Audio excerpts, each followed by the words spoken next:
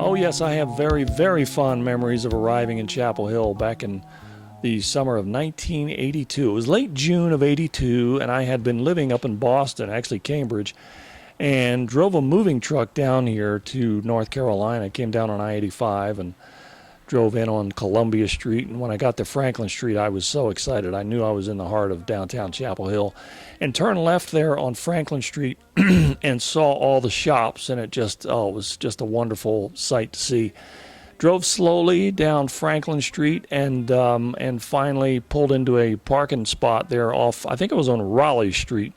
Came in on Raleigh Street and walked through campus, past the old well, and through the quad, and got over to Henderson Street and Franklin Street, and went to a Burger King right there. And it was funny. I was still am, but a huge North Carolina Tar Heels basketball fan. And when I got into the Burger King, lo and behold, two guys standing right in front of me, waiting for their turn in line, were two basketball players that had just won the national championship a few months earlier.